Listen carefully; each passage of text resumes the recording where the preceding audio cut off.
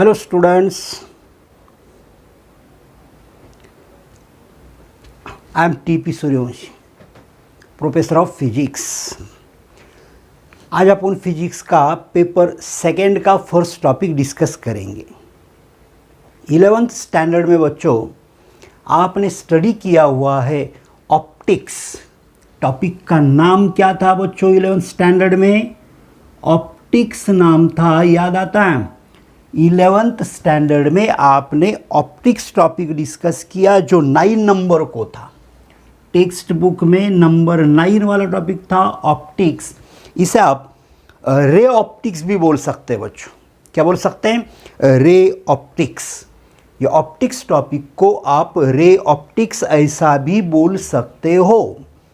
ठीक है ना बच्चों? ये 11th स्टैंडर्ड का टॉपिक।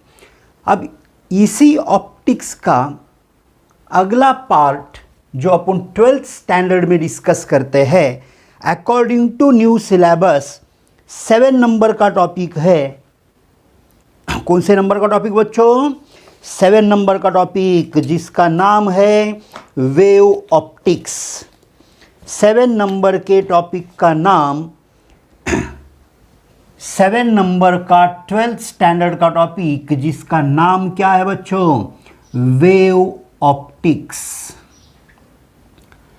वैसे तो आप नीट, MHTCET, JEE, IIT का एग्ज़ाम देना चाहते हो तो सिलेबस में एक यूनिट है और यूनिट का नाम है ऑप्टिक्स। और ये ऑप्टिक्स यूनिट में according to the syllabus of competitive exam बच्चों। कौन सा एग्जाम? Competitive exam. तो कॉम्पिटिटिव एग्जाम में, कोई भी कॉम्पिटिटिव एग्जाम में यूनिट है जिसका नाम क्या है? ऑप्टिक्स। जिसमें क्या आता है? Ray optics, wave optics. Ray optics यानी 11th स्टैंडर्ड का आपका ऑप्टिक्स टॉपिक, और वेव ऑप्टिक्स यानी 12th स्टैंडर्ड का वेव ऑप्टिक्स 7 नंबर को है। ठीक है ना बच्चों? सेकेंड पेपर में पूरे 10 टॉपिक्स है। 12th स्टैंडर्ड में सेकेंड पेपर में पूरे कितने टॉपिक्स है बच्चों? 10। उसमें का सेकेंड पेपर का पहला टॉपिक यानी सीरियली देखा पहले से तो 7 नंबर का topic wave optics. CBSE NCERT का बुक निकाले तो आपको ये 12th स्टैंडर्ड में दोनों टॉपिक मिलेंगे। कौन से स्टैंडर्ड में मिलेंगे? 12th स्टैंडर्ड में। एक रे ऑप्टिक्स, दूसरा वेव ऑप्टिक्स। तो चलो वेव ऑप्टिक्स डिस्कस करना है। तो वेव ऑप्टिक्स डिस्कस करने से पहले कुछ बेसिक कंसेप्ट जो आपने 11th स्टैंडर्ड में पढ़े बच्चों, अपन उन्हें थोड़ा सा रिवाइज करते हैं, क्योंकि अपने को यह वेव ऑप्टिक्स टॉपिक पढ़ना आसान जाना चाहिए। सही है ना? चलो तो फिर क्या डिस्कस किए थे अपन ने 11th स्टैंडर्ड में, या ऑप्टिक्स का मतलब क्या है? बहुत बार क्या होता है, आपने 11th स्टैंडर्ड के पहले 1-2 लेक्चर अगर मिस किए होंगे, या ये टॉपिक भी मिस किया होगा, है ना, ये टॉपिक के 1-2 लेक्चर आपने मिस किए, तो बहुत सारे स्टूडेंट्स को ऑप्टिक्स का मीनिंग ही पता नहीं होता है। तो optics is nothing but what? Optics का एक स्टैंडर्ड डेफिनेशन बताऊंगा मैं बच्चों आपको। Optics is nothing but what? The branch of physics. Optics is what? The branch of physics which deals with the study of light. The branch of physics which deals with the study of light is known as optics. Optics यानी physics का branch. Optics यानी physics का part, physics का branch. ऐसा branch जो branch में अपन study करते हैं बच्चों, और काय का स्टडी करते हैं? लाइट का। लाइट से रिलेटेड फिनोमिनन स्टडी करते हैं, लाइट का नेचर स्टडी करते हैं। तो ये ब्रांच को फिजिक्स के क्या कहा गया है? ऑप्टिक्स। तो चलो अब आते हैं लाइट कंसेप्ट की तरफ। बच्चों मुझे एक बात बताओ, लाइट का मतलब क्या होता है? लाइट को बच्चों अपन मराठी में बोलते हैं प्रकाश। लाइट को मराठी में अपन क्या बोलते हैं बच्चों? प्रकाश, है ना? लाईटला मराठीमध्ये आपण काय म्हणतो? प्रकाश, है ना? Light. So what do you mean by light? What do you mean by light? Light का मतलब क्या है? तो लाइट का मतलब है लाइट। बोले लाइट का मतलब है लाइट। लाइट का मतलब है लाइट, ऐसा नहीं। लाइट का मतलब है energy. Light is nothing but what? One of the form of energy. Light is nothing but what? One of the form of energy. Light is one of the form of energy. यानी light energy का एक form है। बच्चों आपको पता है energy exist in different forms. अलग अलग फॉर्म में एनर्जी एग्जिस्ट होता है। आपने law of conservation of energy पढ़ा बच्चों, बराबर है ना? बेसिक कंसेप्ट 10 से पहले ही आप पढ़ चुके हो। Law of conservation of energy, that is energy can neither be created nor be destroyed, only it can be converted from one form to another form. Energy अलग अलग फॉर्म में एग्जिस्ट है। Light is one of the form of energy. Heat energy, sound energy है, electrical energy, chemical energy, mechanical energy. Mechanical energy में दो types, kinetic energy and potential energy, nuclear energy. तो energy अलग अलग form में, wind energy, energy अलग अलग form में एग्जिस्ट होता है। वैसे light is one of the form of energy. Light energy का एक फॉर्म है। Light travels along the straight line path. Light travels along the straight line path. बच्चों लाइट कैसे ट्रैवल होता है? along the straight line path. along the straight line path. Light कभी भी bend होके ट्रैवल होता नहीं है। समझो ये लाइट आया तो ये लाइट ऐसे सीधा ही ट्रैवल होगा along the straight line path। कभी भी लाइट ऐसे ट्रैवल नहीं होगा। चलो बोले लाइट आया यहाँ तक, अब लाइट का मूड हुआ, चलो बोले इधर से अब इधर घूम के जाते हैं, फिर इधर से इधर घूम के जाते हैं। तो ऐसे लाइट कभी ट्रैवल होता नहीं है। अपने जैसा नहीं है लाइट का। समझो अपने को बोले जा, यहाँ तेरा घर है, जा बोले कॉलेज पे, कॉलेज में जाना है, तो अपन सीधे रास्ते से कॉलेज नहीं जाते। कभी कभी अपन क्या करते हैं, यहाँ पे एक आधा शॉप है, यहाँ पे रुकते वड़ा पाव खाते, तो पाथ चेंज हुआ। या इधर कोई एक आधे फ्रेंड का घर है तो जाते इधर, फ्रेंड को लेके फिर इधर आते हैं कॉलेज की तरफ। लाइट ऐसे करता नहीं है, लाइट का कोई मूड नहीं होता।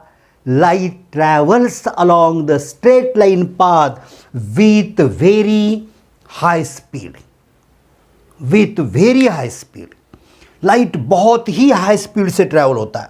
बच्चों आपको पता है लाइट का स्पीड, बच्चों आपको पता है लाइट का speed, speed of light is what?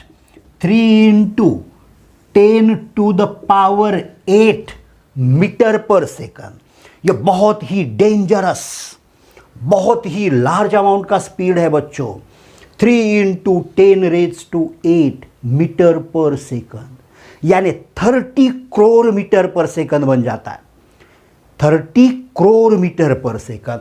3 power को हटाओ बच्चों तो 3 × 10⁵ मीटर किलोमीटर पर सेकंड। 3 पावर हटा दिया अपन ने, मीटर का कन्वर्शन कर दिया किलोमीटर में, तो ये स्पीड बन गया 3 लाख किलोमीटर पर second. Light travels with very very high speed. कितना स्पीड? बोले 3 लाख किलोमीटर पर सेकंड। बच्चों अच्छे से गौर से देखो, ये वैल्यू 3, क्या वैल्यू है? 3 किलोमीटर है क्या? मगर सामने 10⁵ यानी 5 जीरो आगे, तो 3 लाख बन गया। 3 लाख किलोमीटर पर सेकंड, यानी 1 सेकंड में लाइट चला जाता है 3 लाख किलोमीटर। अरे सेकंड बहुत छोटा टाइम है, सेकंड बोलने तक सेकंड कंप्लीट हो जाता है, होता है कि नहीं? इतने टाइम में, इतने कम टाइम में लाइट ट्रैवल होगा कितना distance? 3 lakh kilometre. Dangerous speed. अब जो लाइट की बात अपन करते हैं उसे विजिबल लाइट बोलते हैं। क्या बोलते हैं बच्चों? उसे विजिबल लाइट, या तो उसे बोलते हैं विजिबल स्पेक्ट्रम। विजिबल लाइट बोलते हैं, या तो उसे क्या बोलते हैं? Visible spectrum. और उसके वेवलेंथ का रेंज होता है बच्चों 4000 angstrom unit to 8000 angstrom unit. 4000 angstrom unit to 8000 angstrom unit.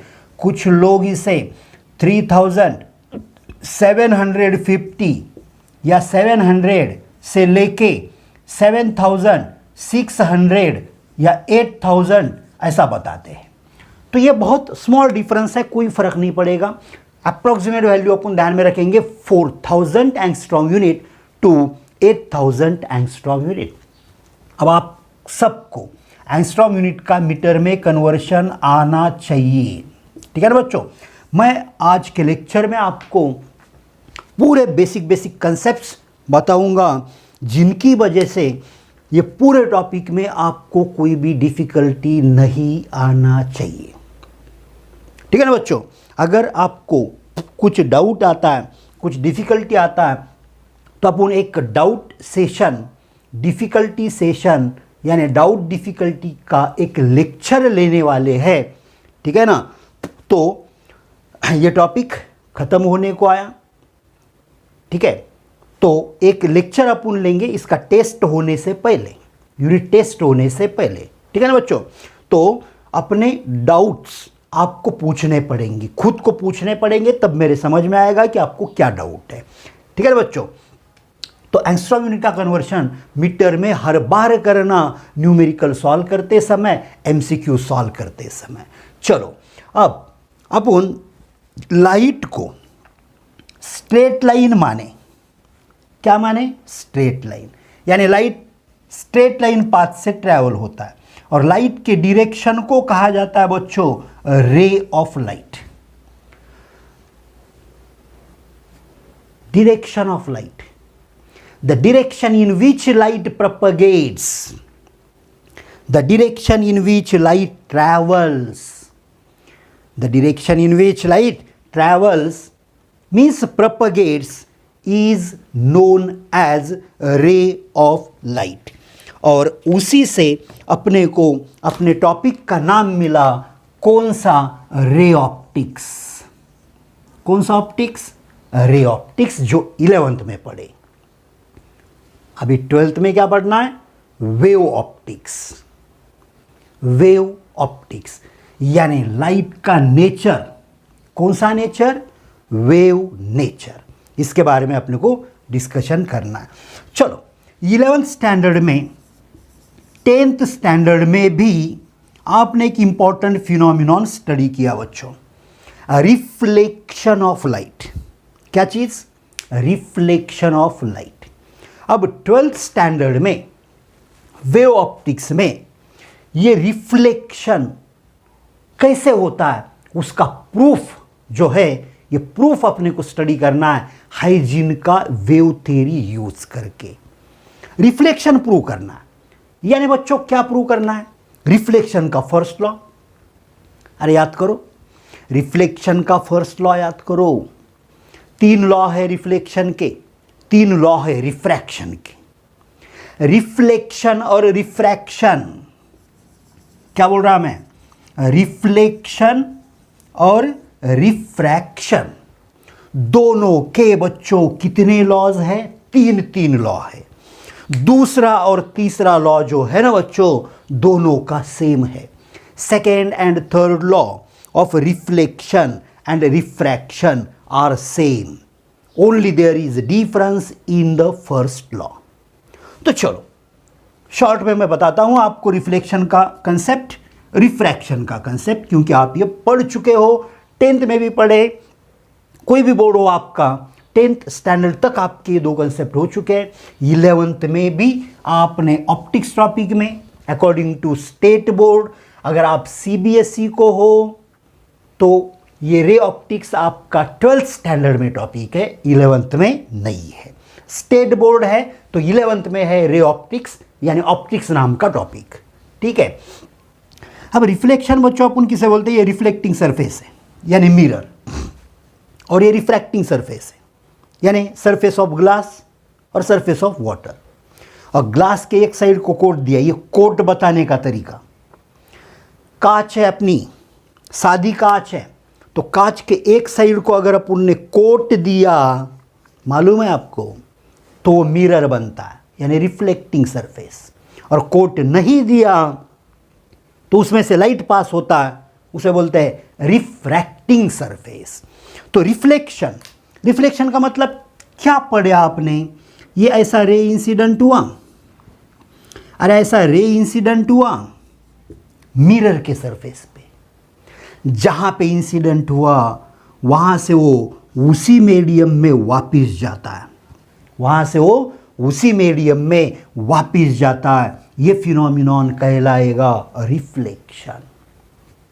The bouncing back of light, the returning back of light in the same medium from reflecting surface is known as reflection of light. PA को बोलते हैं incident ray, AQ को बोलते हैं reflected ray, ये XY को बोलते हैं रिफ्लेक्टिंग सरफेस। और A पॉइंट पे परपेंडिकुलर ड्रॉ किया तो इसे बोलते हैं नॉर्मल। क्या चीज, नॉर्मल। बच्चों कोई पॉइंट अगर आपके समझ में नहीं आया तो वापस ये वीडियो को देखना, रिवाइंड करके देखना, ठीक है ना बच्चों। अब ये जो एंगल होता है इसे बोलते हैं एंगल ऑफ इंसिडेंस, ये एंगल को बोलते हैं एंगल ऑफ रिफ्लेक्शन। ये चीज़ें आपको मालूम है। नया कंसेप्ट 11th स्टैंडर्ड में जो हो चुका है, this angle is known as glancing angle. और अगर ये रे को अपन ने ऐसा प्रोसीड किया तो ये इसका ओरिजिनल पाथ है। सोचो मिरर नहीं होता तो रे ऐसे सीधा जाता, मगर मिरर की वजह से उसने ए से किधर गया, क्यू की तरफ। अब ए से आना चाहिए था आर की तरफ, मगर ए से गया क्यू की तरफ, यानी उसने पाथ चेंज किया।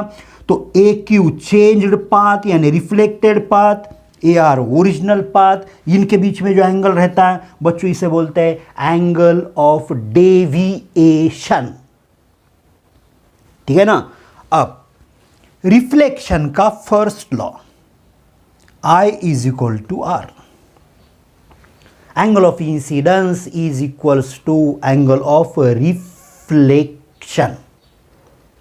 Second law, incident ray, reflected ray and normal lie in the same plane। ये आप पढ़ चुके हो बच्चों। Incident ray, reflected ray and normal lie in the same plane. और third law, incident ray and reflected ray are on opposite sides of the normal. Incident ray left side है तो reflected ray right side है। तो second और third law refraction में same, सिर्फ reflected ray बोलने के बजाय वहां क्या बोलना पड़ेगा बच्चों, रिफ्रैक्टेड रे। क्या बोलना पड़ेगा, रिफ्रैक्टेड रे। अब पहला लॉ चेंज होता है, रिफ्रैक्शन में ये लॉ नहीं आएगा, दूसरा आएगा, जिसे स्नेल्स लॉ बोलते हैं। क्या बोलते हैं? Snell's law. आया ना याद? Yes, you are brilliant students. चलो, ये रिफ्रैक्टिंग सरफेस है बच्चों।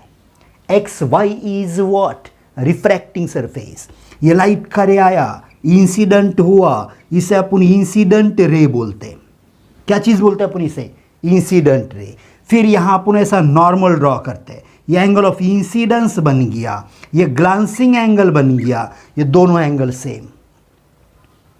रिफ्लेक्शन रिफ्रैक्शन में ये दोनों एंगल सेम। अब देखो, ये लाइट का रे ए पॉइंट से बाउंस बैक नहीं हुआ, अपन सिर्फ रिफ्रैक्शन वाला कंसेप्ट स्टडी कर रहे हैं, ठीक है ना। रिफ्लेक्शन के साथ रिफ्रैक्शन भी होता है। आपका एक्सपीरियंस है, आपने देखा होगा वाटर के सरफेस पे लाइट इंसिडेंट हुआ तो कुछ लाइट वापस आता है, कुछ अंदर जाता है। इसे बोलते हैं साइमल्टेनियस। क्या बोलते हैं बच्चों? साइमल्टेनियस रिफ्लेक्शन एंड रिफ्रैक्शन, या तो इसे बोलते हैं पार्शियल रिफ्लेक्शन एंड रिफ्रैक्शन, ठीक है। तो यहां से लाइट के रे ने तो सीधा जाना चाहिए था, मगर लाइट ट्रैवल हो रहा एक मीडियम से दूसरे मीडियम में। एक मीडियम से लाइट ट्रैवल हो रहा दूसरे मीडियम में, तो दूसरे मीडियम में जाते समय लाइट अपना पाथ चेंज करेगा बच्चों। क्या करेगा? लाइट अपना पाथ चेंज करेगा, और यही तो फिनोमिनॉन है जिसे कहा गया है refraction. The change in path of light, the change in path of light when it travels from one medium to another medium, one transparent medium to another transparent medium, या तो ऐसा बोलते हैं one optically transparent medium to another optically transparent medium। Optically का मतलब light के लिए transparent. काय के लिए ट्रांसपेरेंट? लाइट के लिए ट्रांसपेरेंट। तो दो अलग अलग मीडियम चाहिए। एक मीडियम में से लाइट दूसरे मीडियम में गया तो लाइट अपना पाथ चेंज करता है, और लाइट अपना पाथ चेंज करता है, ये फिनोमिनॉन को ही क्या नाम दिया गया है? Refraction of light. इसे बोलते हैं अपन एंगल ऑफ रिफ्रैक्शन। तो ये जो एंगल है बच्चों, इसे अपन डेल्टा बोलते हैं। अभी तो बताया था मैंने आपको, थोड़ा सा याद करने का कोशिश करना। क्या बोला था मैं आपको? ओरिजिनल पाथ और चेंज्ड पाथ। क्या चीज? ओरिजिनल पाथ और चेंज्ड पाथ, ये दोनों के बीच में का जो एंगल है, it is nothing but angle of deviation. यहां पे ये ओरिजिनल पाथ, ये चेंज्ड पाथ, ये दोनों के बीच में जो एंगल है, it is nothing but what? Angle of deviation, delta. ठीक है ना बच्चों। तो यहां फर्स्ट लॉ चेंज होता है जिसे स्नेल्स लॉ बोलते हैं। याद है आपको? Sine I upon sine R is equal to constant. और ये जो कांस्टेंट है बच्चों, इसे क्या बोलते हैं? ये कांस्टेंट को क्या बोलते हैं बच्चों? तो ये कांस्टेंट को बोला जाता है रिफ्रैक्टिव इंडेक्स। क्या बोला जाता है? ये कांस्टेंट को क्या बोला जाता है? Refractive index. क्या चीज है ये? Refractive index. ठीक है ना बच्चों। तो ये कुछ बेसिक पार्ट था जो अपने 12th स्टैंडर्ड के वेव ऑप्टिक्स को यूजफुल है। और हां, ये नहीं समझना कि बेसिक ही था, 11th का ही था तो बच्चों इस पे डिपेंड। 12th स्टैंडर्ड में स्टेट बोर्ड में भी न्यूमेरिकल्स है, होते हैं, रहते हैं। नीट एग्जाम में भी होते हैं, सीईटी में भी होते हैं, आपका JEE ही है, IIT है, तो कोई भी कॉम्पिटिटिव एग्जाम में इन पे डिपेंड न्यूमेरिकल टाइप MCQs होते हैं।